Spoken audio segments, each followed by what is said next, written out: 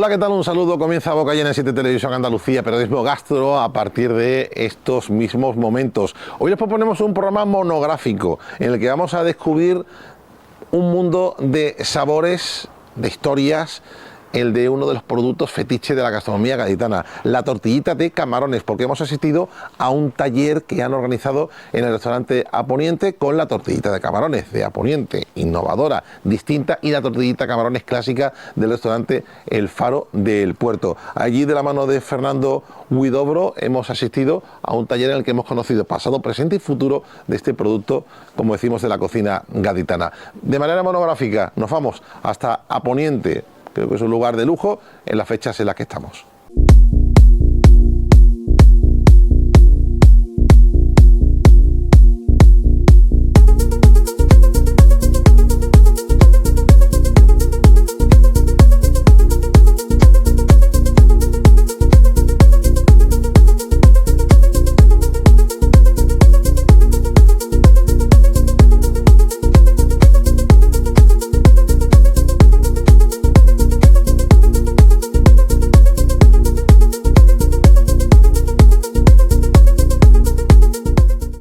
Bueno, muy buenas a todos, gracias por estar aquí. Estamos en A Poniente con nuestro querido amigo Alan Iglesias de anfitrión y con Fernando Córdoba del Faro como invitado especial a este taller de la tortillita de camarones.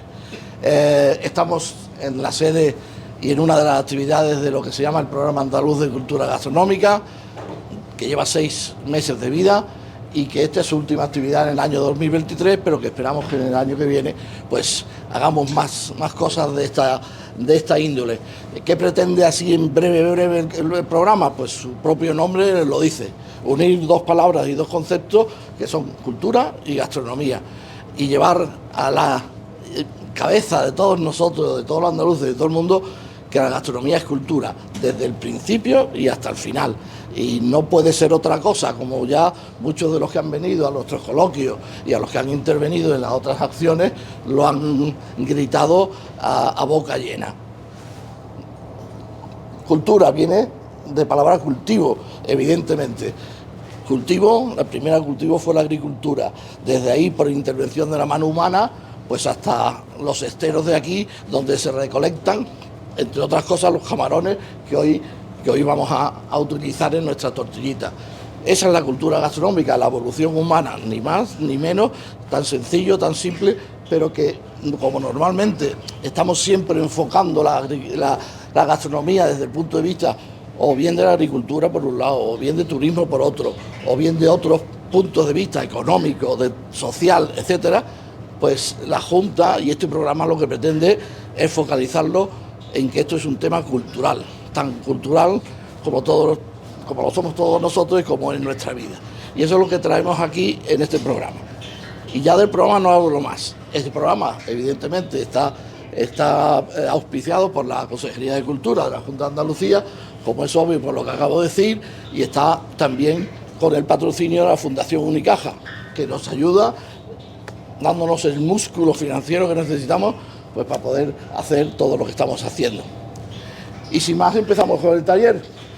¿De qué vamos a hablar hoy? Pues de la tortillita de camarones, de su vida, de su evolución, y vamos a empezar por la cuestión histórica. No queda más remedio que hacer un análisis, o por lo menos un breve recorrido por lo que es la historia de la tortillita de camarones. Y para eso tenemos con nosotros a Manolo Ruiz. Por favor, pasa aquí delante, que nos va a iniciar la charla contándonos un poquito pues de dónde viene, cómo nace y cuál es la historia de la tortillita, que creo que te lo sabes muy bien.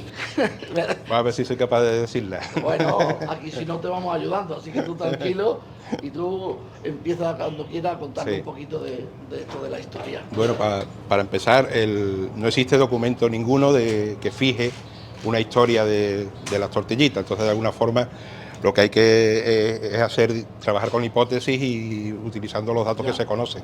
Entonces a partir de ahí pues yo planteo una teoría donde creo que la tortillita viene de una fusión entre un tipo de rebozado que existía, hay noticias sobre el 16, probablemente sea muy anterior, y el tipo de rebozado que trae la colonia genovesa cuando llega a Cádiz. Hay que también aclarar que la colonia genovesa, a diferencia de otros tipos de migraciones, no tiene una migración de un solo golpe, sino que estamos hablando que empiezan a llegar desde mitad del XIII hasta finales del XIX, con lo cual eso es interesante porque cada vez que viene una nueva remesa aporta la receta antigua y, digamos, va refrescando las mezclas que se están produciendo en esta zona.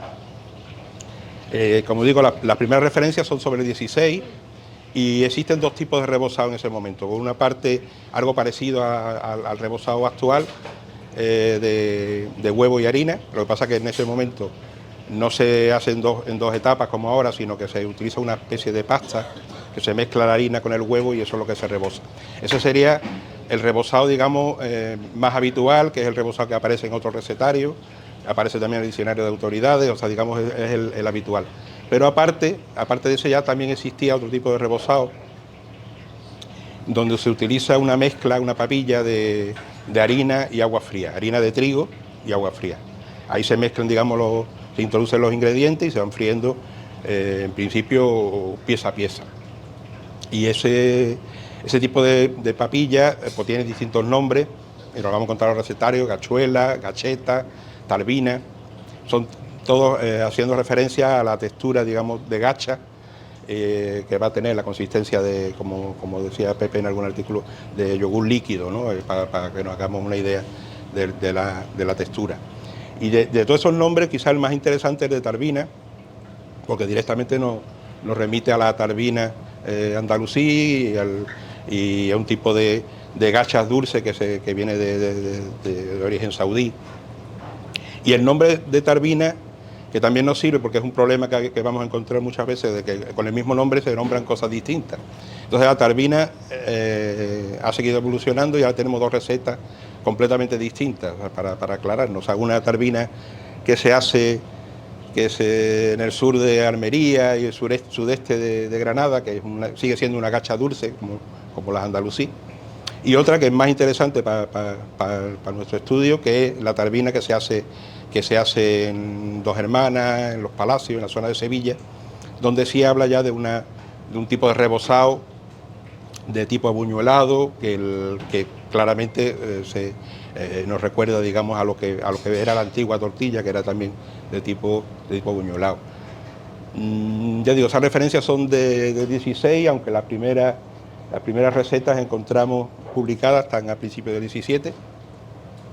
En España, en Hernández Maceras, que utiliza, digamos, esa papilla. Lo que pasa es que él la enriquece cambiando el agua por vino blanco, por vinagre, pero sigue siendo una papilla.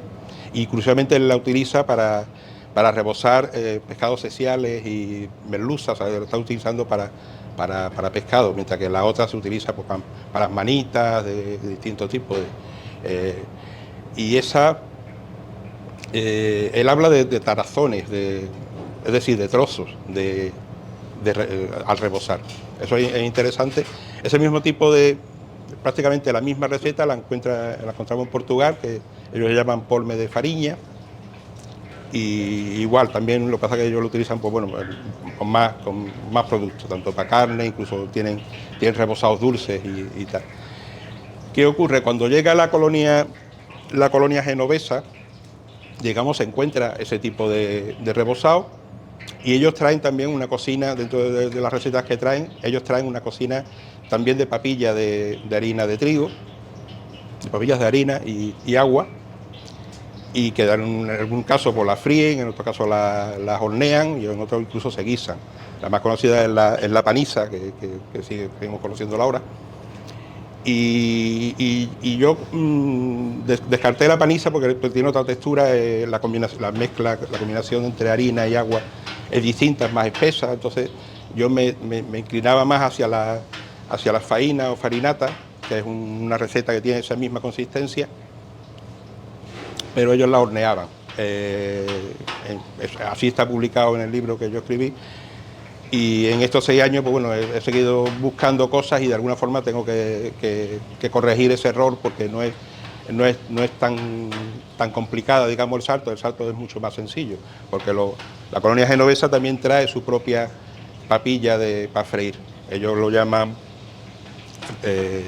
friseau en genovés, no se pronuncia genovés, o sea que, lo digo tal como se escribe.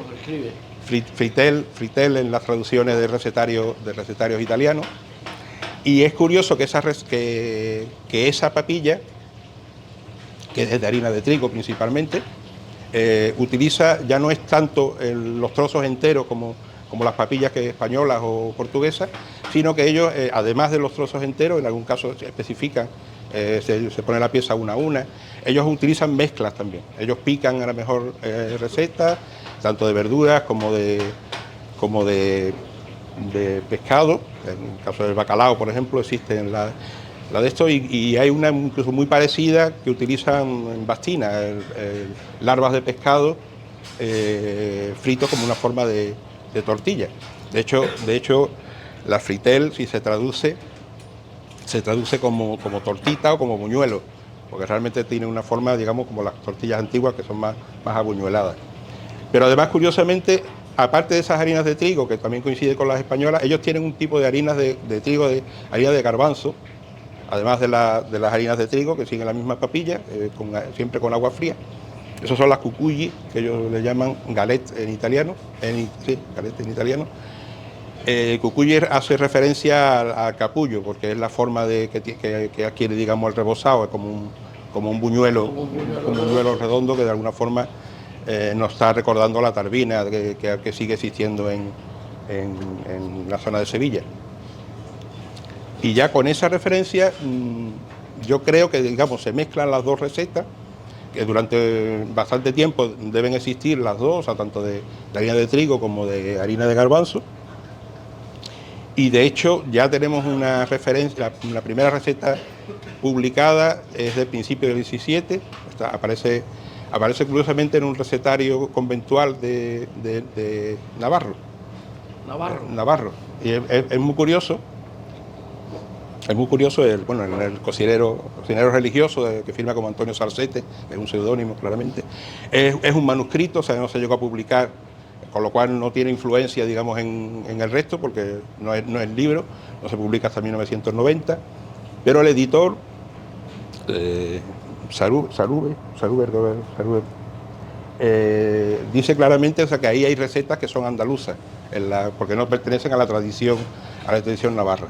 Él cita, y de hecho nos encontramos gazpacho, ajo blanco, incluso ortiguillas fritas en ese recetario, con lo cual él mismo indica que debía haber un tránsito de algún monje andaluz, probablemente de la zona de la bahía, que se desplaza allí.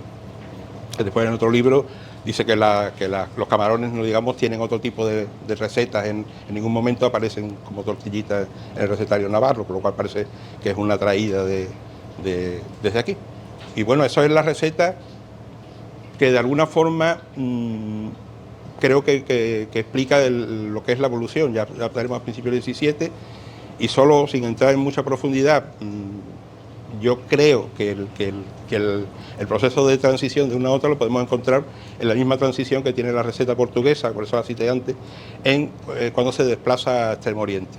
El polme de fariña lo llevan los colonizadores portugueses, y en concreto jesuitas portugueses y españoles, lo llevan a todo Extremo Oriente, y está documentado, digamos, cómo se trabaja cómo evoluciona en Japón. En Japón, al principio, tenemos una receta parecida a los rebozados individuales, donde hay pieza a pieza, que es lo que sería la tempura, ya, digamos, adaptado a las normas imperiales de la corte nipona, pero después sí conocemos que eso se populariza, porque claro, a nivel callejero no se quiere, digamos, usar esos cortes exactos, sino que se pican, digamos, los ingredientes y se mezclan, digamos, se echan en la papilla y se fríen a cucharadas, que es una expresión que encontramos también en los recetarios genoveses, que también, digamos, vamos a encontrarlo aquí. Y de alguna forma yo creo que esa receta, que la vamos a encontrar, bueno, en Malasia, en Tailandia, en Indonesia, en Filipinas, digamos, de alguna forma está haciendo el recorrido de los colonos portugueses, digamos, explica lo que es la evolución. no quiere decir que nosotros, porque he visto por ahí que alguien ha dicho, o sea, que los gaditanos llevamos la tortillita de camarones hasta el Oriente, ¿no? Simplemente que es un proceso que se da y que nos sirve para explicar, digamos, lo que probablemente ocurrió aquí.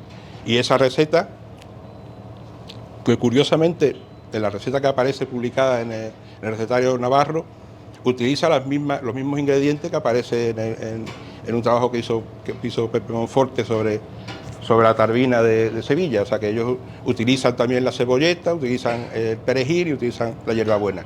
O sea que realmente es otra pista de que vamos por la vía buena. Y bueno, eso es la receta que llega al siglo XX. Y en el siglo XX pues ya hay una transformación tan grande que igual estamos hablando incluso de dos recetas distintas, ¿no? O sea que son las aportaciones que hace la familia de la Venta Varga, tanto Catalina Pérez, que lo que hace es aligerar la proporción de harina. Ella aumenta la proporción de harina de trigo y baja la de garbanzo, por lo cual consigue unas tortillas más finas y más ligeras. Después su nuera, María Picardo, lo que hace es cambiar el agua fría.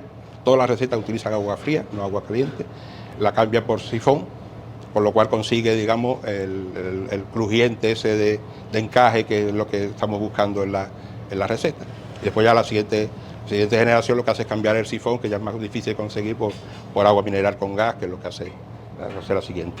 Y bueno, ahí está, digamos, el gran momento de la difusión, donde está por una parte la Venta Varga, María Picardo. ¿Hablamos de qué años? Estamos hablando, yo creo que el gran momento de difusión estará sobre los 70, 60, 70. Las transformaciones son anteriores, pero digamos el gran boom aparece tanto por la Venta Varga como Gonzalo Córdoba en el Faro de Cádiz. Gonzalo cuenta que es la propia María Picardo la que le cuenta la receta. Y es muy curioso porque María Picardo no quería contarle a nadie su receta. De hecho, regaña a Lela Fontao, digamos, a Conchi Torri, que es la siguiente generación que hace la receta, porque están contándola y empiezan a hacer show cooking explicando cómo se hace. Bueno. Y ella dice que no, que eso es una receta que es familiar. Ella curiosamente es bisnieta de un genovés, con lo cual también la pista lo sigue llevando por ahí. Y sin embargo, bueno, pues se lo contó a Gonzalo, que era su amigo, y digamos, ahí está la gran difusión. Cuando los secretos de cocina se quedaban en las casas. Se quedaban en las casas, sí. Y una pregunta, el tipo de tortilla, antes de popularizarse, ¿tú tienes una idea de cómo era? Es decir, antes de 1950, ya te hablo del siglo XX, sí, ¿no? Sí. No históricamente. Eran abuñoladas. Sí. Abuñoladas, pero con forma de tortillita. Con forma de tortillita, sí, con forma de tortillita, muy gordas. Sí, está también en el Dionisio Pérez, también habla de tortilla abuñolada, ya en algún caso incluso le echa colorantes. Pero vamos, de hecho esas recetas esas siguen existiendo. Sí. O sea, realmente ahora mismo conviven las dos recetas. O sea que y yo creo que Catalina Pérez aligera la receta por una cuestión puramente comercial. Porque claro, no tiene sentido, en la receta antigua era para quitar el hambre, o sea, para llenar completamente. No tiene sentido que en la hostelería tú des una entrada que ya no te vayas a dejar ganas para comer nada más. Entonces ya, digamos, cambia y ahora... El aligeramiento es para aligeramiento... Claro, es para que haga sitio, para que entren más cosas, claro. Lo que pasa es que sigue existiendo, lo he encontrado en Trebujena, en alguna pedanía de Jerez, se sigue haciendo la receta antigua, pero ya como lo que aparece, digamos, la nueva, cada vez más ligera, y también lo que nos apetece es probar más cosas, pues es la que va a quedar. Y por mención, le vamos a dar la palabra a Fernando, ya que te has mencionado a tu abuelo. No, mi padre, a tu padre, Gonzalo, tu padre. Y lo que dice Manolo es totalmente cierto, y yo le pregunté a mi padre, que afortunadamente vive y tiene la cabeza fenomenal, una memoria magnífica, y él le preguntó a María cómo hacía ella la tortillita, y efectivamente a él se lo dijo. Y siempre que mi padre hablaba de las tortillitas, María, como la mayoría de los cocineros que somos un poco introvertidos y no nos gusta los medios, y, bueno, algunos más que otros, ¿no? Pero es verdad que le agradecía muchísimo, le decía: Gonzalo, te agradezco mucho que te hayas acordado de mí, Como yo también creo que debo de acordarme de que otro de los restaurantes que en aquella época adaptó las tortillitas de camarones a los tiempos actuales es Alejandro y Nati de los Remos, que Pepe lo conoce, que ellos tenían un restaurante allí cerca de Palmones, sí. Y entonces pues creo que fue el precursor de hacer la tortillita pues más fina, más moderna y sobre todo con un ingrediente que en aquella época supongo que Alejandro y Nati buscaban en otro sitio de importación, que eran las algas.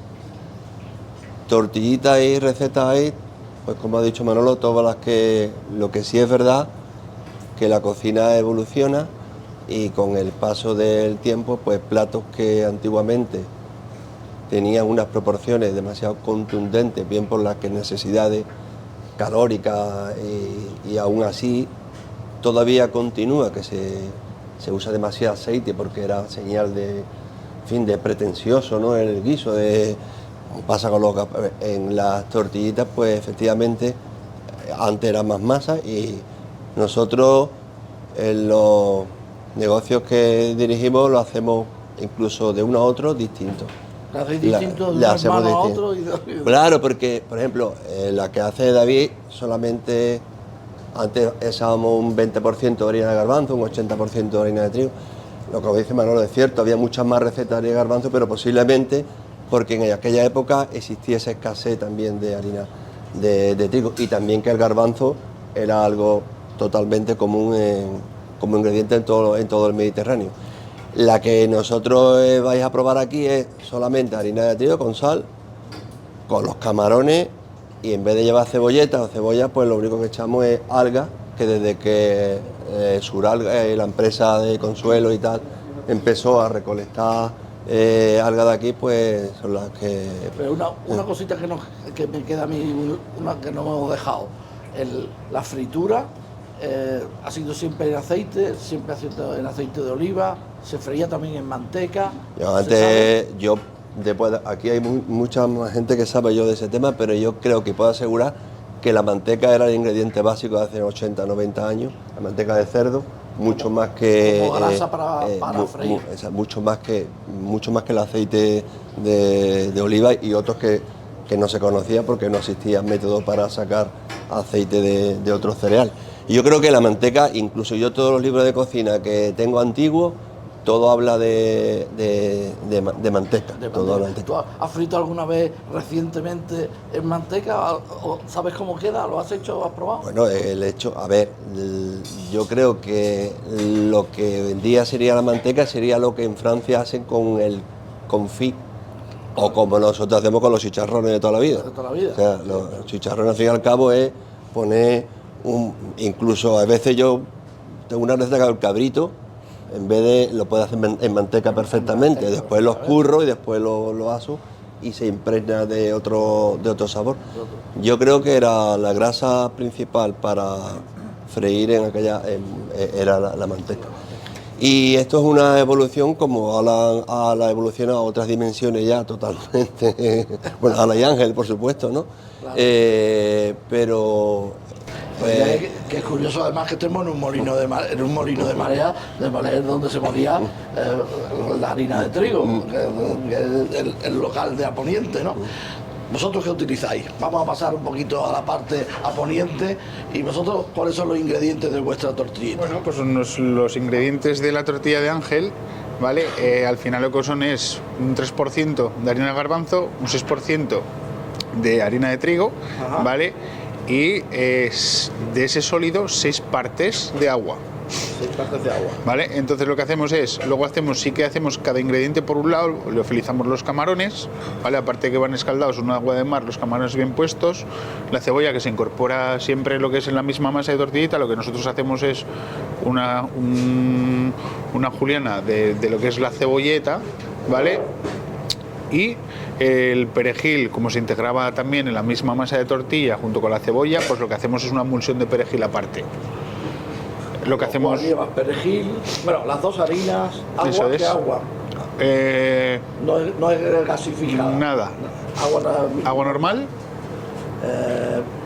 Camarones, cebolla dentro y cebolleta fuera cruda. eso es. Y luego lo que hacemos es los camarones liofilizados, ¿vale? Hacemos un polvo de camarón y se lo incorporamos para potenciar más ese sabor a camarón, a tortilla de camarón. En vez de ponerle muchos camarones, Eso le es. ponéis Le ponemos- el polvo del Sí. polvito. ¿Los ingredientes tuyos son los mismos? Bueno, y así, a perejil, en vez de cebolla le pongo alga, los camarones, harina y sal y el agua muy fría. Y la verdad es que es un plato que, a ver, es un plato que existe en muchísimos sitios, en cualquier restaurante, bar y tal. Muy poco se hace porque el otro día leí que en Francia iban a sacar una ley, de estas leyes que se inventan, que se obligase a que en los sitios donde se elaborase el plato se dijera o es de quinta gama. Para que no sepáis lo que es la quinta gama, es lo que hoy en día se vende, que es coger y freír el producto, ¿entiendes? Yo hago las croquetas, pero hay muchos restaurantes que no tienen personal o no pueden, y entonces pues la compran Sí, hecha. sí, los franceses ya Entonces, lo han puesto en ¿qué práctica? ocurre? Que para nosotros es un trabajo muy tedioso, porque tiene que tener una persona continuamente vigilando la temperatura del aceite y, en fin, la masa. Es artesanía, y como artesanía pues no siempre sale igual, ¿entiendes? Bueno, lo curioso es que de tu receta y de tus tortillitas a tortillita vuestra, la tuya sigue siendo también muy artesana, Claro. porque el curro, Bueno. el curro que tiene vuestra tortillita Es mucho más artesano. Joder, al final, ¿no? Parece que en vez de dejar la artesanía para cuidar las cosas, lo que tienes que hacer es todo lo contrario, dar un Claro. pasito para atrás y volver a currártelo con las manos, ¿no? Eso es. Porque tú, ¿qué tardas en hacer una...?